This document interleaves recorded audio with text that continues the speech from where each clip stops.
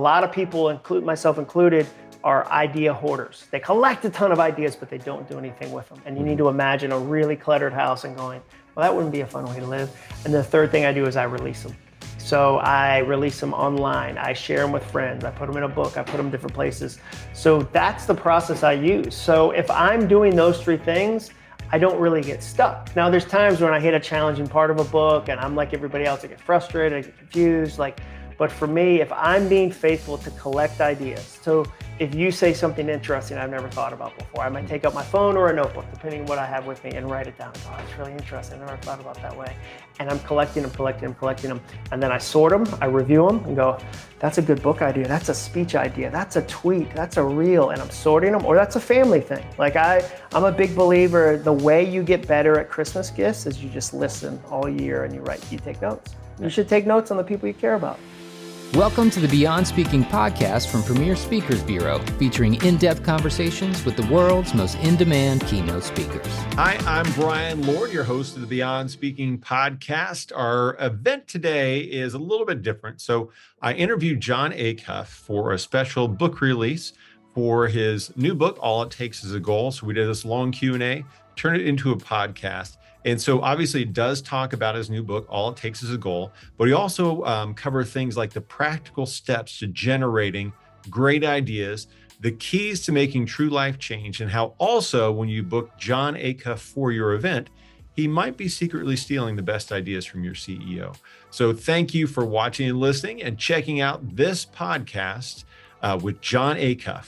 So we're going to start off here talking a little bit about the book. Jon's going to share the story behind how it was made, and then we will get into your questions. So make sure to put in those questions. We already got some started here, but we'd love to have any of your questions for Jon. So Jon, thanks for coming on here at premiercollectibles.com. Yeah, thanks for having me. I'm looking forward to tonight. So what was the original idea? So you've had a ton of bestsellers. Like you've run out of fingers to have bestsellers on. And so what was the impetus behind All It Takes Is a Goal? Well, it started with a place you and I both know pretty well, Stanford University. So I went to school in Birmingham, and my wife went to the same college, and we took our oldest daughter on a tour a couple years ago. And standing there on campus, my wife said, wasn't college an amazing experience? Wasn't it the best? And I was having the opposite experience. I was thinking, wow, what a waste. What a train wreck. At college, I was just a knucklehead, rejected from every frat, bad grades. And I thought, what a wasted potential. And as I drove home to Nashville, I was thinking about that, but I'd just written this book, Soundtracks, about mindset. So I knew I could change my mindset. So I thought, what if I could live into my potential? I can't do anything with those 4 years in college, but I might have 40 years ahead of me. Can I figure out how to tap into my potential going forward? And then I thought, I wonder if other people feel that way. Do other people feel they're not living up to their potential? So commissioned a research study with a PhD named Mike Peasley. He's a professor here in Nashville. And we asked 3,000 people if they feel like they're living up to their potential, and 96% of people said no. So then I knew, wow, it's not just me. And 50% of those people felt like 50% of themselves was untapped, which is like only opening half your Christmas presents every year. And so I realized, okay, it's worth spending a few years to figure that out, because there's a lot of people who feel the same way. And I want to figure out my potential and help other people figure out their potential too. Mm-hmm. And so what's kind of that first step? You go from this dejected dad, you commission this dejected dad at Stanford, at your wasted potential. And then you go through these steps to figure out if other people are feeling the same way. Yeah. A lot are.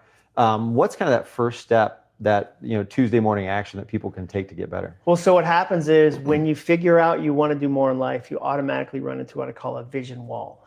And a vision wall says you have to know your perfect vision for the next 10 years. People think, I got to begin with the end in mind, so I need to know where I'm headed for the next 10 years. And you run into this massive wall, and it feels really challenging, and people give up in that moment. So for me, the way I got around the vision wall, instead of trying to guess my future in the next 10 years, which is impossible, I did this exercise that I teach in the book called the best moments list, where I looked backwards and said, okay, what are the things that have lit me up the most over the last 5 years, last 10 years, last 20 years? So in Augusta airport, I was at a premier gig. You guys had booked me to speak in Augusta. I was at a small airport, and I wrote best moments on top of a piece of paper, and I started to list them out one by one by one. And I thought I would try it for 10 items, 20 items. I ended up writing 170 items. Wow. And it became this really interesting exercise because one, it taught me gratitude. It actually showed me things I'd forgotten that I was really grateful for. Two, it taught me self-awareness. If you ask your head and your heart to look for best moments in your past, you automatically start looking for them in the present. You start to notice things as you're in the moment. And then three, it became this path forward because I wasn't guessing what I cared about. I wasn't coming up with, well, maybe I want to do this. Maybe this is a fantasy. I was saying, wow, these are the things that light me up and what happens when you do this exercise. And I taught hundreds of people of it, how to do it before the book. That's the thing. My books changed when I started teaching them first and writing them second. So I don't write this in an office and go, I hope this helps. I write the ideas and then I teach it to hundreds, sometimes thousands of people. And then I figure out what works. And then eventually it ends up in a book. So I taught this to so many people and everybody has the same experience. You do the best moments list and you automatically go, I want more of that. Like, why don't I have, like, what if instead of accidentally having those moments, I can plan those moments? How do I do that? And when you get to that moment, then you go, I'm going to need a goal. And that's what the book's about. The book is, okay, you find a desire and then all it takes to accomplish it is a goal. Let me show you how to turn that into a goal. Yeah, and I love too what you did with the different types of things that you're grateful about. Like some people are like, I accomplished that goal, and some people are all about the experience. Like, what are those 4 different things? And what do you learn about yourself when you figure out where most of those come from? Yeah, so what happens is you have this massive list, and then I thought, is there some way to categorize them? Are there similarities? And it was like one of those moments where you stare at one of those posters from the 90s where something pops out of the back. Remember those 3D posters? Like, it's a sailboat with a unicorn. I looked at the list and I realized that they all 4 fit into 4 different moments: an accomplishment, an experience, a relationship, or an object. So I'll give you an example of what I mean. If you go on a hike by yourself, you go and you hike Radnor Lake near us by yourself, that's an experience. If you go with a friend and you get to pour into them because they're going through a divorce, that's a relationship moment. If you hike it faster than you've ever hiked it, that's an accomplishment moment. If you pick up a rock or a pine cone while you're there to remember that moment, that's an object. So what happens is people started to label their lists, and where it gets really fun is it becomes what I call the most honest personality test that's ever been invented, because you look at it and go, oh, wow, 40% of my list were relationship-based. No wonder I'm in a funk right now. I don't have the amount of relationships that light me up. Or you go, wow, accomplishments are what drives me, but I grew up in a family where accomplishment was seen as greedy or not something I should do. So I've always kind of watered it down, but I'm really an accomplishment person. Or wow, objects don't matter to me, but I've been trying to inspire myself to do goals because I'll get objects. No wonder I'm stuck. I don't really care about objects. And so it gives you this very clear path forward to go, okay, these are the things I really care about, and I'm going to deliberately put more of them in my life, and I'm going to use goals as the pathway. And I like too also how you built in, because you had soundtracks, which is sort of that mental side of things. Sure. How do you go through the mental side, like having that sort of truth talking as you are going through to try and build your life more towards those things? Well, first you give yourself lots of grace. That's what happens. People go, I want to do a goal, and sometimes they hit this automatic feeling of shame of, I should have done it sooner. This would have been easier. Like, I want to get in shape. So you're 44 and you say, I want to get in shape, and you go, I should have done it when I was like 34. It would have been, or I want to prepare for retirement. Finances, big goal for people. And you go, I'm 48. I should have started. We always hear that compound interest story. If you save when you're 12, you're a millionaire in an hour and a half. And you go, I should have started earlier. So you have to give yourself lots of grace when it comes to like the mindset side of things. You have to give yourself lots of time. It's funny with goals. There's certain goals we think will be fast, but other goals we know will be slow. Nobody ever says, I got a goal to learn Italian. I think it's going to take like 2 weeks. Like you would say, no, that's not how Italian works. But people go, I want to write a book. I want to get in shape. And 2 weeks in, they're frustrated. They go, oh, it's not working. But if you said, I'm going to learn Italian in 2 weeks, you go, no, I'm not. Like that's not. So you have to give yourself lots of grace, lots of time. And then what's really fun is when you have other people that do the journey with you. That's what I think. The books I like to write, they get shared. And we've had events where it's funny. I've done premiere events where I'll be somewhere and the CEO go, do you know why you're here tonight? I go, no, why? And he goes, well, my wife was listening to a podcast about weight loss and your book was on there and you were on there and she said I should read it and now you're here. And what happened was the wife was able to give the book to him and say, hey, I think you should check this out. So it becomes this really fun communal activity too, as you go, well, I think I can build a best moments list. I think my spouse can build one. I think my kids can build one. And so that's part of the mindset too, is you're not meant to dream alone. You're meant to dream with other people. Yeah. Is that one of the things you found when you worked with all these different people? Like, what are some of the things you're like, aha, as you're working with people? Yeah. So they're always surprised. They're like, when you see yourself in the list, you're surprised. They always feel like they should do more than they can at first. Like you kind of have to have a pace. Like, because what happens in the book, I talk about there's 3 performance zones. There's the comfort zone. We've all heard of that one. Everybody talks about it. But the really dangerous zone is the chaos zone, where you go from doing nothing in comfort, and then you go, I'm inspired, I heard an Eminem song, I'm do it all. And you go over to the chaos zone. And that's what happens in January, for instance. Most people never make it out of January with their New Year's resolutions. And part of the reason is they went to the chaos zone. They tried to do it all at once. They said, I'm going to lose weight. I'm going to learn yoga. I'm going to write a book. I'm going to start a podcast. I'm going to get a dog. And it's too much. It's chaos. And in the middle is the potential zone. So that was a consistency. People trying to do more than they think they can. We say, go big or go home. There's all these kind of, I would say, like Instagram wisdom that is actually pretty harmful. Yeah. So when you say go big or go home, most people go home. Like, because they have this goal, or like your goal should be so big it terrifies you.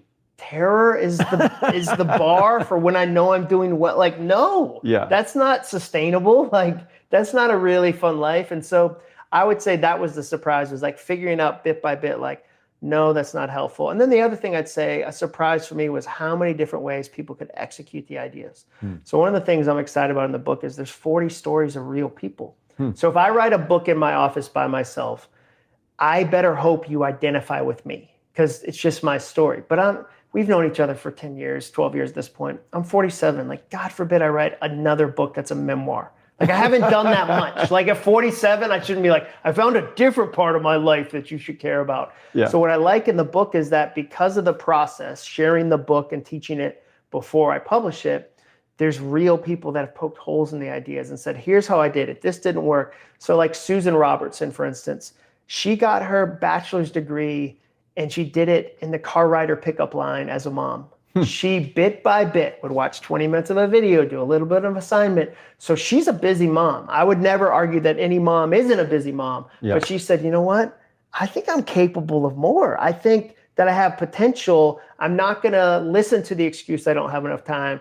I'm going to go out and find time. So for me, I was constantly surprised at people's ability to use the ideas in different ways and really sprint with them. What were the biggest holdups? I know you've talked about a little bit, with that. Where is the biggest danger zone when you're trying to accomplish your goals? Yeah, I mean, I think part of it is fear. We talked about fear a little bit, and fear can come in a variety of forms. So it can be fear, like perfectionism. Like, it has to be perfect, and as soon as it's perfect, I'll start. It's never going to be perfect. Procrastination. It can be distraction. Like, sometimes people say, why is it hard to accomplish goals? And I'll say, it's hard to accomplish goals because Netflix is easy. Instagram is easy. Like, you're up against 50,000 of the world's greatest developers who have ever lived. And I even just thinking about that with my daughter. I have 2 teenage daughters. We were on a road trip last week. I'm going to see some friends in Atlanta. And she said, Mom, I just saw this ad on Instagram for these Lululemon shorts. They're exactly what I wanted. She got a targeted ad on a road trip. That happened 0 times to me when I was a kid. I never saw her targeted. I was never pitched while I was driving. I could see like south of the border billboards or like Buc-ee's like now, but I was never targeted to shop. And so you have to realize distraction technology has scaled faster than our ability to focus. And so sometimes it's hard to do goals because there's so many other things vying for your time in a very elegant way. And so you have to stack the odds in your favor and go, okay, it's going to be hard for me to write, or it's going to be hard for me to work out. How do I stack the odds in my favor? And so I think a lot of times we don't give ourselves enough credit that distraction has changed and we have to change too. Absolutely. And just for those watching, make sure to go to premiercollectibles.com/Acuff, where you can get these books here. And Jon's going to start signing some here in a second. Let's go. So let's get some listener watcher questions here for you. And so the first one is Stephen from Michigan. What inspired you to write and release this book now? I think what inspired me now is that I saw the need. I look for three things when I write a book, Stephen. I look for one, a personal connection to the content. I think you can tell when somebody's written a book with their hands, but not their heart. And it's technically true, but it's not heart true. And so I look for something I deeply care about in my own life that I want to change. So I wanted to change my potential and I wanted to live in a different way. And then I look to people actually need it. Am I hearing about it when I'm at events? Am I hearing about it at the neighborhood pool? Am I seeing people talk about it online? And the third thing I look for is there space for me in the marketplace? Has it been done a million times already? And so with this book, I had a deep connection. I saw the need. We did the study. And then the third thing, when I looked at the word potential, a lot of resources were very fuzzy about it. They were very kind of holistic. And I wanted to know, okay, what do I do with this on a Tuesday? Okay, it's great. I want to be inspired. Don't get me wrong. I don't like to read books or go to events where I'm really inspired, but by the time I get to my car, I go, what was that I was going to do with that? So I wanted to write a book about potential that somebody could say, now here's how I execute it on a Tuesday. Here's what I do with this as a busy mom, as a busy dad, as a college student, as a retiree, so that it was practical and tactical. And so once I had those three things, I knew it was time to write this particular book right now. Awesome. All right. So next question from Candace in Minnesota. Is there one main gold nugget you want your readers to take from this book? Yeah, I mean, the big kind of need I'm trying to fill is I think you're capable of far more than you think. I think you have more gifts to open, and I think there's ways to do that. And life is really fun when you start to open more of your gifts. Another way I'd say it is like busy, happy people don't have time to hate. They're just too busy. They're too busy doing things they really care about. Another way I say it is I want you to find a joy you love so much that it makes Netflix boring. See, nobody wakes up and decides to change their life. Nobody goes, I think I'll just have grit today. I think I'll have persistence. I think I'll just have willpower. What happens is you find something you desire more than staying stuck. So nobody just willingly leaves their comfort zone. You shouldn't. It's comfortable. What happens is you get a glimpse of something that's even better and you go, oh, I'm willing to change my life for that. I'm willing to change what time I get up. That's what happened to me in Atlanta. I'm 34 years old, so 13 years ago. And I start blogging on the side of my day job. And I realized, wow, I really like this. Like I can communicate with people online. I can share ideas. And that's what made me start getting up earlier. I didn't decide one day to get up early because it was a mature thing to do.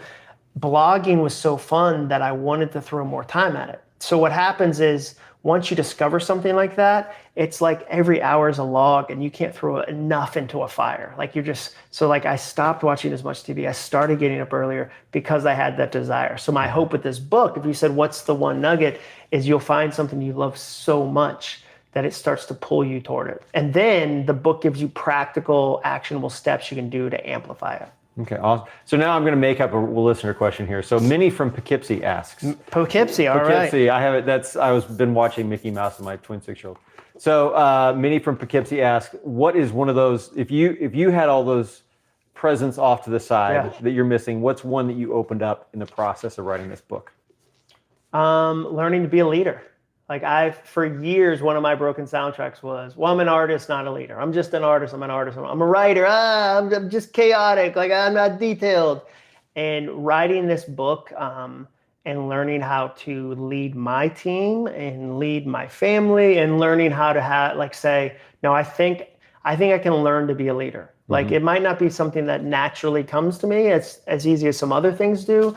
But in order for me to grow, in order for me to accomplish the goals I want, to get this message to as many people as possible, I need to lead my small team. How do I open that gift? How do I put time toward that gift? And how do I treat it with respect? Because it's going to take time. I'm going to need some easy goals and some middle goals and some guaranteed. I'm going to have to climb the goal ladder, if you will. So how do I do that? So learning how to be a leader is one of the things that came through this book. That's awesome. And by the way, for those who don't know, Jon also has a podcast. And I thought that was interesting. You're talking about those leadership things that you were learning, like how you communicate and the difference between you being obvious about whether you're brainstorming or directing. Which I thought was a really interesting thing. Okay. So next up, a real question from a real person. Lucas from California. When you're writing and hit a rut or a block, what are practical things you do to help you overcome? Yeah, so I don't believe in writer's block. I believe in idea bankruptcy. So if I can't write, I just haven't collected enough ideas. So I'm a real big geek. I'm a huge idea geek about how do I structure ideas. So the process I use is I record them. So I've got a notebook right over there, just off camera. There's a notebook I brought just in case there's an idea. Like physical notebook? Physical notebook. Okay, yeah, physical notebook. So I record them. I review them because a lot of people, myself included, are idea hoarders. They collect a ton of ideas, but they don't do anything with them. And you need to imagine a really cluttered house and going, well, that wouldn't be a fun way to live. And the third thing I do is I release them. So I release them online. I share them with friends. I put them in a book. I put them different places. So that's the process I use. So if I'm doing those three things, I don't really get stuck. Now there's times when I hit a challenging part of a book and I'm like everybody else, I get frustrated, I get confused. But for me, if I'm being faithful to collect ideas, so if you say something interesting I've never thought about before, I might take out my phone or a notebook, depending on what I have with me, and write it down and go, oh, that's really interesting. I never thought about that way. And I'm collecting them. And then I sort them, I review them and go, that's a good book idea. That's a speech idea. That's a tweet. That's a reel. And I'm sorting them, or that's a family thing. Like I'm a big believer, the way you get better at Christmas gifts is you just listen all year and you take notes. Yeah. You should take notes on the people you care about. So I didn't become a great Christmas giver because in November I was like, ugh. Like what happened was I just had a file in my phone that says Jenny, that's my wife's name. And when we're somewhere and it's February and she goes, oh, you know what I really need is one of those blah, blah, blah. I pull out my phone, it takes 30 seconds. I write that down. And then when she gets that 10 months later, I'm the greatest husband in the world. And so that's what I mean. Like I'm in a habit of taking notes. I'm in a habit of reviewing them. And then I'm in a habit of releasing them. Awesome. Let's hope Jenny's not watching this. She is not. Dude. She's like, he waited 10 months to get me this? She is not. She doesn't watch any, she's like, I got it at home. I've heard these ideas. Awesome. All right. So next up, we've got Shannon from Colorado. What advice would you give to someone just starting out in the corporate world? It's two-part. And what's something you wish you would have known then that you do now? Okay. Congratulations on being in the corporate world. Yeah. The quiet quitting movement is going to make your job so easy. There's so many people that are doing the bare minimum. Do more than the bare minimum. So as the world goes this way, go the opposite way. So what I wish I'd known earlier was that you play how you practice. So I had some corporate jobs where I didn't like them. I was frustrated and I wouldn't go above and beyond. But then what happened was, as I started this blog that I just mentioned, I really wanted to have full strength me on the weekends, but I couldn't go half strength all week and then turn it on the weekends. Yeah. You play how you practice. You can't have to your day job, your corporate job, and think you'll be amazing on the weekends. So the more I gave to my day job and was deliberate and enthusiastic and excellent, it was like I practiced excellence for 40 hours every week. And then guess what I got to be on the weekend? I got to be excellent. So seeing the relationship between how you live at work and how you perform on the weekends was game changing for me. That you're one person. Yeah. And then the other thing was I just started to see opportunity. So I got really invested in it. If the company I work at had a leadership program or an extra thing you could learn, I signed up for everything. Every additional thing I did because I was like, they're paying me to learn. Yeah. They're paying me to grow. I was the only person. We did a 3-day trip to Boston. This was in Atlanta at the time. 3-day trip to Boston, and it was for customer service representatives. I wasn't a customer service representative. I was a copywriter, but I said, hey, I'd really love to learn about that side of our business.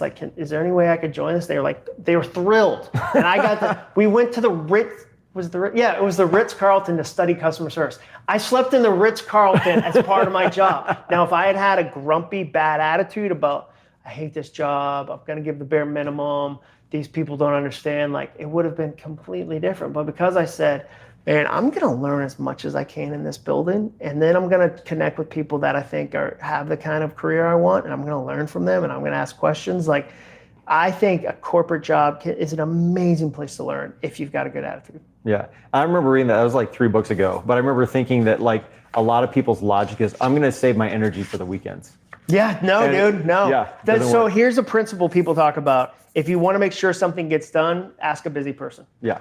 People that are high performing, you think Tom Brady puts on 40 pounds of fat and just lays around in the off season? Yeah. The top performers are very consistent and very deliberate about their actions, whether that's how I play on the weekend or how I play. Like I heard a stat the other day, the average NFL team has 16 hours of field time in a non-playoff year. 16 hours. Wow. Do you know the amount of hours they prepare for those 16? Like, so that's how I look at it is, okay, how do I practice this so I can really crush it on the weekend? Yeah, that's awesome. All right, next one we have Delaney from Florida. What's been a highlight or pinch me moment in your career? Oh, easy, dude. Opening for Dolly Parton at the Ryman. The Ryman Auditorium is like the mother church of country music. My kin, Roy Acuff, we're not close enough that I have money from it, but he was first cousins with my grandfather. There's a statue of him and Minnie Pearl in the lobby. So it's just it's on probably the top 10 places to play in America as far as musicians. And my dentist, Dr. Wells, who I love, puts on a charity event every year, and he's Dolly Parton's dentist. And he said, hey, would you come do comedy, like pure comedy, not kind of speaking ideas? And would you come do comedy? One of the people performing that night will be Dolly. And so to get to go do that, to do pure comedy, super challenging, sold out Ryman, and to get to meet Dolly Parton like that, I mean, that was obviously like one that I have a photo of and I think about. But I also thought about this the other day. I spend my entire year for 50, 45-minute segments a year. So my entire year is about getting on 50 stages for 45 minutes at a time. And I love it. I can't believe I get to do it. Like, it's my favorite thing in the world. And so that's a highlight moment that I can call to. But I have a blast when I get to, like, I'm going to talk to 250 insurance agents in a couple weeks. Like, I'm going to love that. Like, and I love the challenge too, because most of my audiences have never heard of me. And I have to win the conversation. I have to earn the right to tell them things. Because understandably so, they're like, this isn't somebody famous. I don't have celebrity kind of opening doors that way.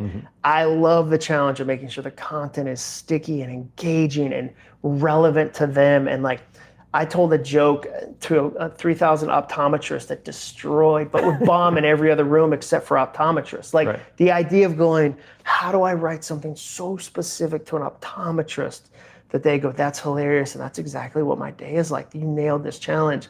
I think of every speaking event like that. It's just so fun to me. Yeah, awesome. Yeah. So for those of you watching, listening, go to premiercollectibles.com/Acuff, and you can get awesome one of these. Yeah, one of those. That one right there. Maybe that's that the one you get. Maybe book number 14 signed.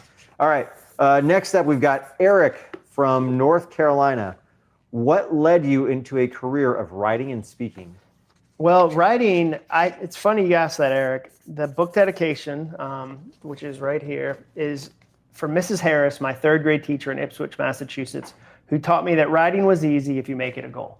So I believed I could be a writer because I had a third grade teacher, Mrs. Harris, who laminated a kind of collection of poems I wrote in the third grade and really made me feel like you could be a good writer. And so that was a spark planted in me years ago. And I always tell teachers whenever I get to talk to them, that's the challenge of teaching, is that often you don't get to see the end of the song. You get to be one verse. You get to be a verse in the third grade, and rarely do they come back and say, hey, 15 years ago, like if you're a middle school teacher, an eighth grader never comes up to you and says, hey, I just want you to know that you're building a foundation in me that's going to be really valuable later on in life. And although I sometimes am grumpy, I recognize it and I value, like that doesn't happen. Yeah. And so for me, that was a spark. Speaking wise, I really have to say, my dad's a pastor, so I grew up with the idea that speaking wasn't weird. I grew up with the idea that it could be fun even to structure something and share it on stage and use it to help somebody's life. And so I grew up around it. And then, went to school for advertising and copywriting, really loved writing advertising, and then started blogging. And that's when speaking started to come into the picture. But it was kind of several moments over a 30-year period. So out of curiosity, was your dad really good at the little sticky sayings? Like he was. Things? Yeah. Well, he started a Southern Baptist church in New England, which was unheard of, which is unheard of in the 80s. A Northern Southern Baptist. Yeah. So there was no cultural Christianity where nobody had the shared language. Yeah. So for him to go into that environment, I was watching him go, I'm going to structure this humor this way, or like, here's something he says to me. Like he said to me, he said, Jon, the way you spell love is Time. Like, you don't get to say you love somebody that you don't spend time with. So that's a hooky, very sticky, like the way you spell love is Time. Like, that's easy to remember. So yeah, he definitely, he approached communicating that way. Like, so in addition to seeing him do it, as it made me feel like it was a normal thing to do, I also saw ways to do it. Like, he wasn't, like, I could have had a dad who was like very by the book and very dry and very, not expressive, but I didn't. I had a dad that would use humor and pop culture references and Seinfeld and like things to relate to the audience, and made me go, I think I could see that working. Yeah, awesome. Very cool. All right, next up, we've got Thomas in Maryland. You discuss skills, character, relationships, and hustle. Which of these do you think is the most important, and why? I think character. I think character is because when you start, you don't have the other three. Like, when you move to a new city, you don't have relationships. When you start a new job, you don't have the skills yet. Like, when when you begin something, maybe even your hustle isn't there yet, but character you always have. I always say, like, you bring you with you. Like, whenever you move to a new city, you bring your loyalty. You start a new job, you bring your integrity. So for me, that's the foundation. Like, you need all four because it'll fall apart if you don't have all four, but I really feel like the first one is the one that you need the most, which is character. Mm-hmm. Awesome. All right, next up, we have Lindy in Missouri. Like the name. What if the company you're at is not supporting your development and growth? And then second part, what's the balance between paying rent and reaching your potential? Paying rent. Oh, I like that question. These are great questions, Lindy. First thing I'd say is every bad boss is telling you the same thing. I dare you to get a better job. I dare you. And so I answer that dare. Like, if you feel like this company, this boss, like, if you feel like you've exhausted all your options, because depending on the size of the company, there's other paths. You can figure out, I could be in a different department, I could do a different role. So I'm not a quit right now guy. Like, people read Quitter and would joke with me and go, I don't like that the first chapter is don't quit your day job. Because they wanted the book to say, screw the man, you got it. Like, that's not my attitude at all. Like, I think you can do amazing things within companies.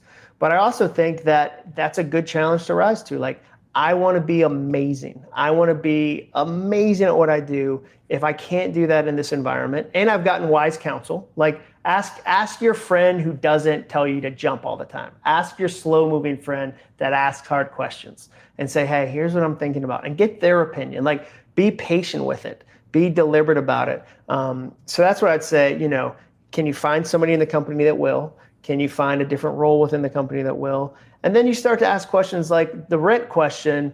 Paying rent versus chasing your dream or fulfilling your potential is, how much runway do you have? I'm very much risk adverse. It sometimes looks like what I do with my job that I'm this risky guy, but I'm really not. When Jenny and I make financial decisions, we're very deliberate about, okay, well, how much runway do we have? If we start something new, how long can we go until we need it to make money? Oh, wow. We have a year already saved up. Okay, we can take this risk, or wow, things are tight right now. We shouldn't take this risk. So I look at that and I kind of balance the two. So I'm not a guy that's like, people say, like, sometimes you got to jump and grow wings on your way down. That's not how gravity works at all. I think there's a lot of terrible people giving terrible advice about you got to just go for it.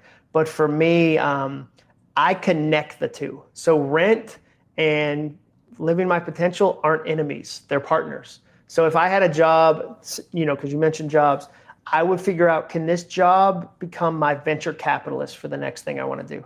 Like, I love that approach. I'm my own venture capitalist. I'm always going, I'm an angel investor in my next thing.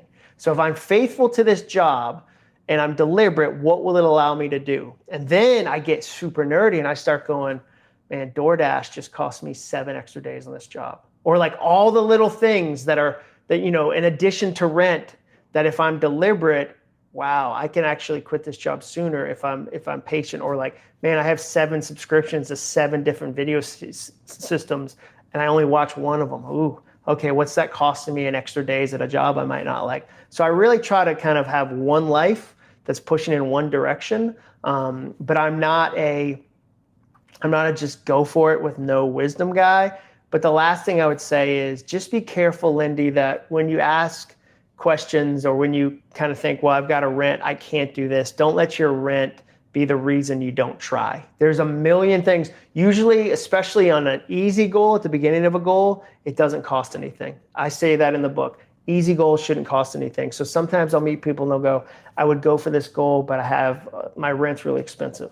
And I'll say, well, what are the free versions of that? Let's figure out the free versions. Like, it doesn't cost you anything to write. Like, you just got to find the time. Okay, it doesn't cost you anything to research business plans. Now, if you said to me, Jon, I have to go get an LLC and I have to hire a lawyer, those are later steps. Let's do the free steps first because you already have some expenses.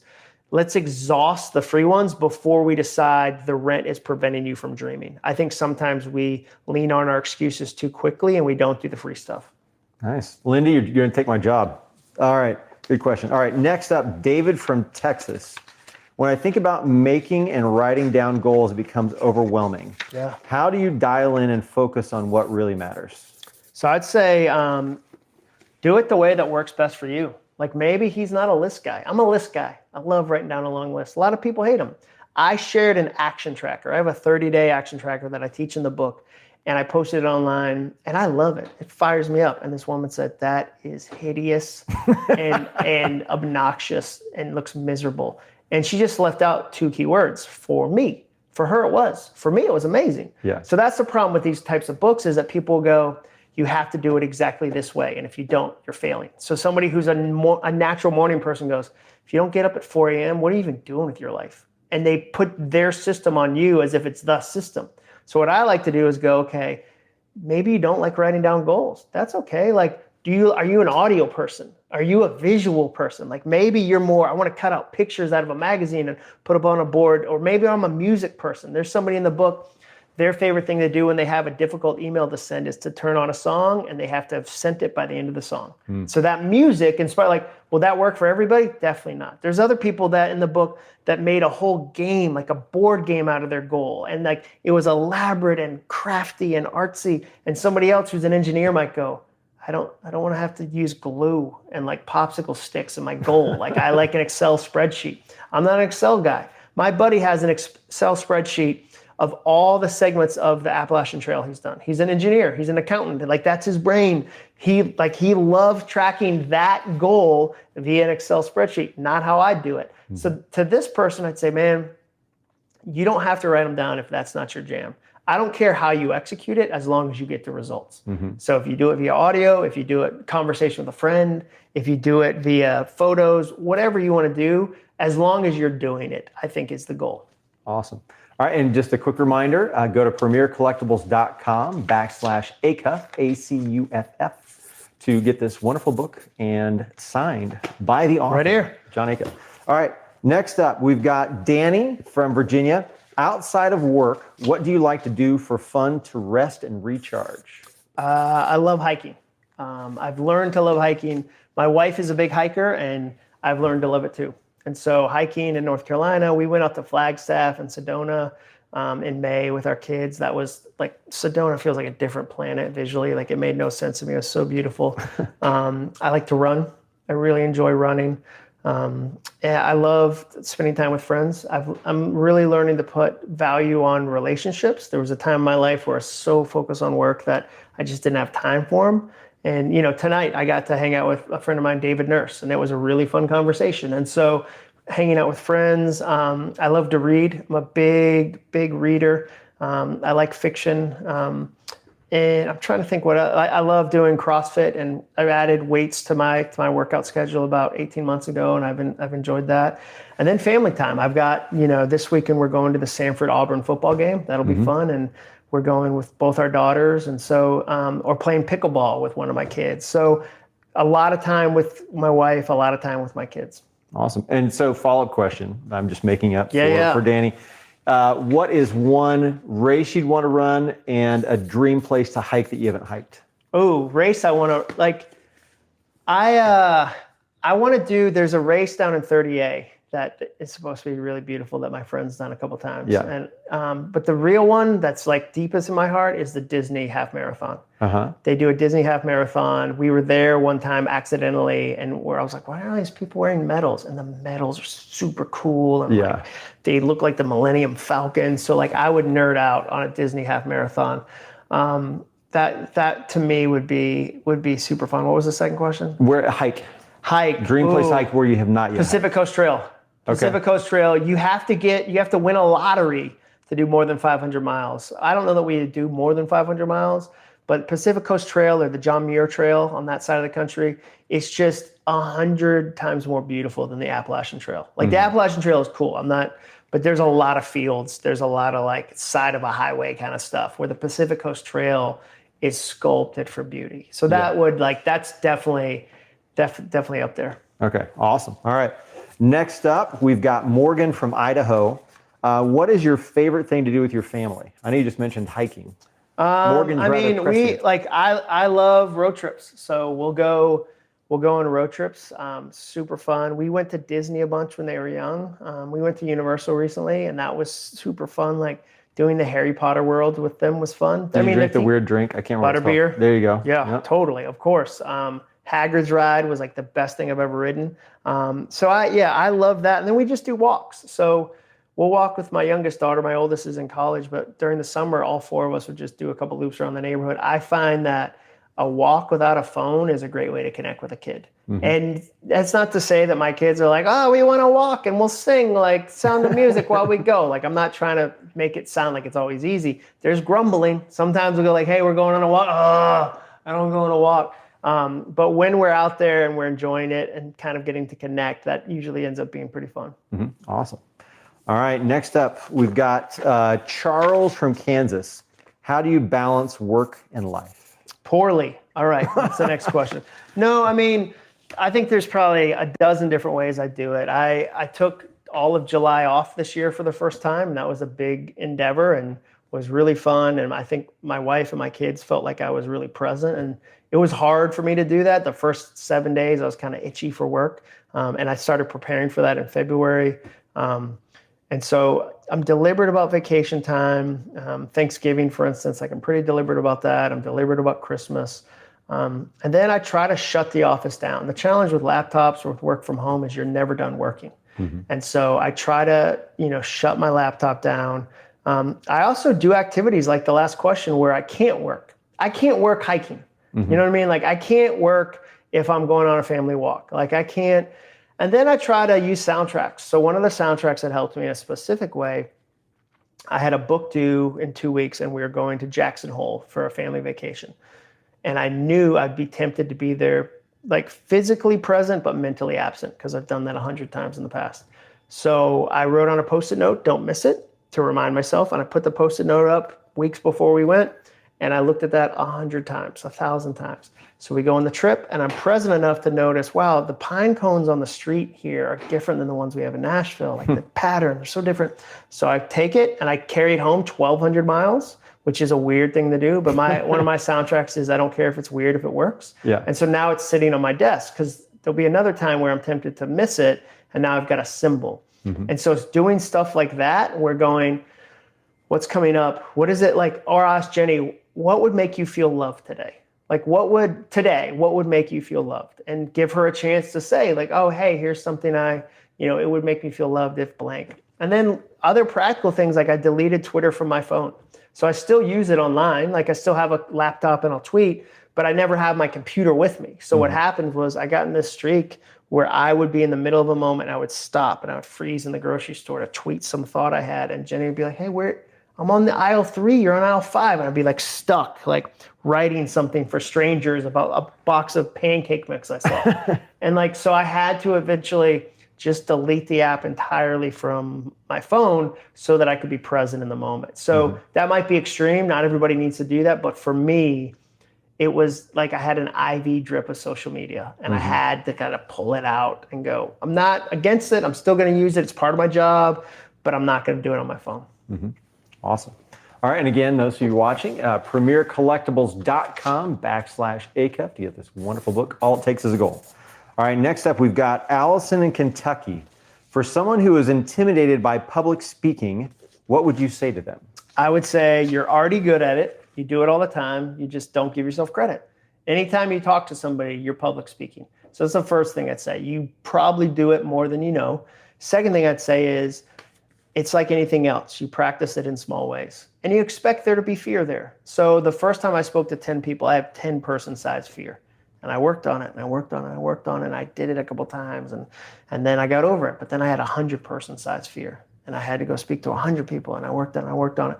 And then I had 1,000 person fear and then 10,000 person fear. So there's going to be fear there. Don't see the fear as failure. Like that's part of it. There's going to be anxiety, there's going to be nerves, but it's like anything else, you can get better at it. You can work at it. You can even start to enjoy it. The third thing I'd say is that the way I think about it is everybody there wants me to win. And what I mean by that is nobody wants to watch somebody fail. Like it's so uncomfortable to watch somebody be bad at something. It's amazing to watch somebody be good. Like it's amazing to watch Tom Brady or Michael Jordan or LeBron James, whatever, like to watch somebody. So everybody in the audience is hoping you do well. They're not against you. They're actually very much for you. And so that kind of helps me. And the other thing is that if you make a mistake, it makes you human. It doesn't make you a failure. It makes you human.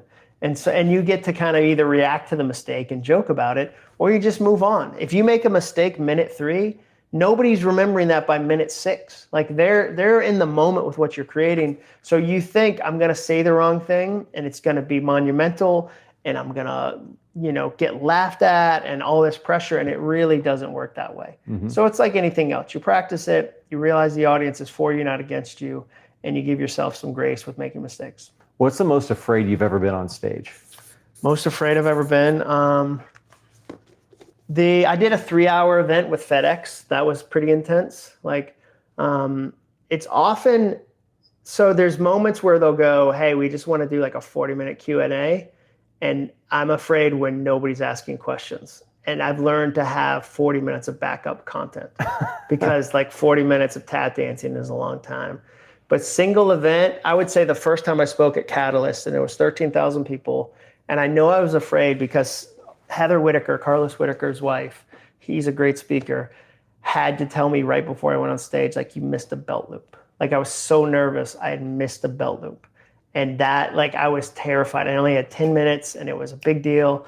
And so that was probably the most, and then the one that was the worst, I spoke at a music festival. You guys didn't book me on this. And it was middle of the day and it was a rap screamo music festival, which doesn't need a motivational speaker. And the problem with the middle of the day is there's no lights to show people where to look. So there's nobody looking. They were expecting this rapper named Lecrae to come out, and I came out. And I was like, what's the deal with self-development? Yeah. And like and there was another stage going on at the same time, and everybody just started to walk over there. That one was nervous, but I should have said no before. That was on me to go, nah, not going to set me up for success. I'm not a great musician. Like Andy Mineo is going to crush that. Jon Acuff, not the moment I'm built for. Thank you. I'm honored, but no, thank you. Yeah. Very cool. All right. Next up, we've got Rich in California. What's been the coolest? We'll say second coolest. You've already said your coolest. Yeah. What's been the coolest experience you've had in your professional life? Hitting the New York Times bestsellers list was really cool. Like I remember where I was when I got the phone call. Like that was really Where neat. were you? I was in Texas. Okay. I was in Dallas. And Dave Ramsey called me and told me, hey, you hit the New York Times bestsellers list. So that was really cool. And then as far as like event, I did an event with Range Rover and Wyclef Jean. And so that was cool, like, because he's a Fuji. Like he's been an ambassador to Haiti. Like to hear the way he thought about things was really fascinating. I feel like my job is that I get to be on the front row of 50 of the best classrooms in the world every year. And if I pay attention, I get to learn every time I do it, and I get to bring that learning forward. So like I look at it that way. So what happens is when the CEO of Ace Hardware says something really fascinating, I write that down and then I think about that. So I got to learn, like having access to that many smart minds and people that are at the tops of organizations and that I get to learn from, like, it's certainly thrilling to get to do the Wyclef Jean stuff, but it's also thrilling to be like, man, that person is really sharp. And I got to go to school today, in essence, for 30 minutes, an hour, or whatever, with that person. I can't believe I get that opportunity. Yeah, very cool. Next up, we've got, and first of all, don't forget, premiercollectibles.com /Acuff. We're getting close to the end here.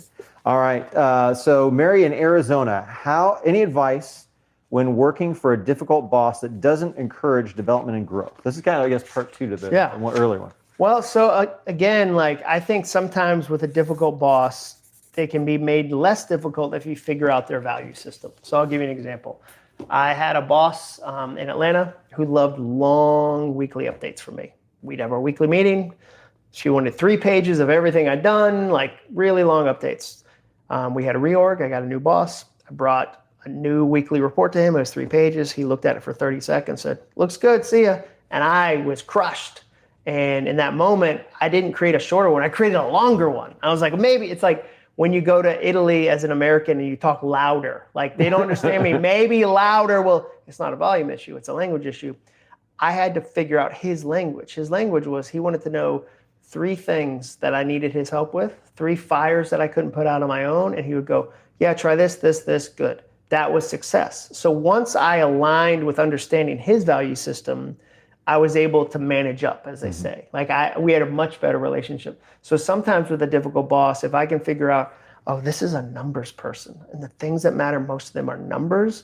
And every time I bring them stories about how we're doing, we have, it's not good. So I'm going to translate this idea into numbers and see if it changes our interaction. How do I help that person win? How does that, and now that's not to say like if they're a toxic, abusive person, I'm not saying figure out their value system.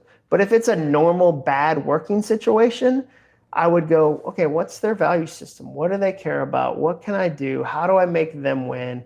What does that look like? I'm thinking about that. And I think about it in a sense of a sales position. Like everybody's in sales to some degree. I'm trying to sell my ideas to that person. I'm trying to sell to them that I want an easier relationship with them. I'm trying to sell that I want to enjoy my job a little more. I might never love it. I might never. But I think you can fall in like with it. So like if I'm trying to sell him or her that position and I want my life to be easier in that building.